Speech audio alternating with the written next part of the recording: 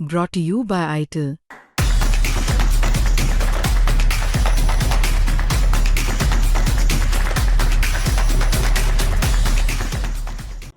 मैं जिस जगह मौजूद हूं उसे आप इस इलाके की अग्नि रेखा भी कह सकते हैं। वो जगह जहां पर लगातार लड़ाई चल रही है, क्योंकि मेरे पीछे दो टेरिटरीज, दो देशों के बीच की वो सरहद है। यानी इस तरफ जहां मैं खड़ा हूं वो इजराइल है और दूसरी तरफ वहां पर जो जहां खंडहर देख रहे हैं वो लेबनान की टेरिटरी है। लगातार इजराइल के डिफेंस फोर्सेस के जो ऑपरेशन चल रहे हैं इस इलाके के अंदर, उनकी आवाज यहां महसूस की जा रही है।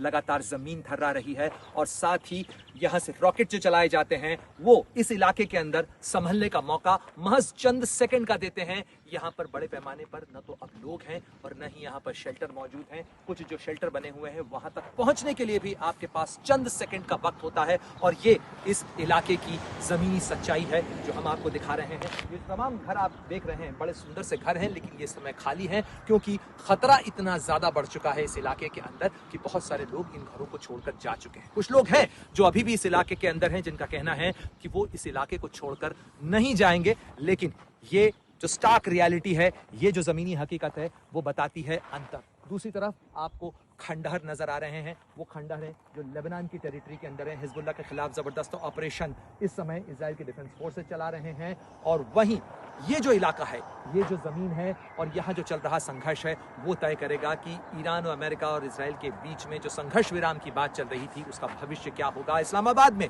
जो बातचीत हो रही है, उस बातचीत का भविष्य क्या होगा, वो भी इसी जमीन, इसी इलाके से तय होना है। और वो इसलिए तय होना है क्योंकि यहाँ पर इजराइल ने कह दिया है कि वो अपना ऑपरेशन रोकने नहीं जा रहा है। वहीं ईरान का कहना है कि जब तक लेबनान में हिजबुल्लाह के खिलाफ ऑपरेशन नहीं रुकता, वो स्ट्रेट ऑफ हॉर्मुज नहीं खोलने जा रहा है। वहीं अमेरिका ने साफ कर दिया है कि अगर स्ट्रेट ऑफ हॉर्मुज नहीं खुला, ईरान अपनी जिद पर अड़ा रहा, तो फिर उसे जबरदस्त वार के लिए तैयार रहना पड़ेगा। यानी वो संघर्ष विराम समझौता जिसे सोशल मीडिया पर तो उजागर कर दिया गया, लेकिन वो अभी तक पूरी तरह से जमीन पर नहीं उतर पाया है। उसके ऊपर संशय के सवाल हैं, उसके ऊपर शंका के बादल छाए हुए हैं और लगातार इस बात के सवाल उठ रहे हैं कि क्या इजराइल अपना ऑपरेशन रोकेगा। क्योंकि इजराइल की दलील है कि इस इलाके के अंदर जो लोग रह रहे हैं उनकी जान की सुरक्षा के लिए जरूरी है कि वो हिजबुल्लाह की तरफ से आने वाले खतरे को खत्म करें।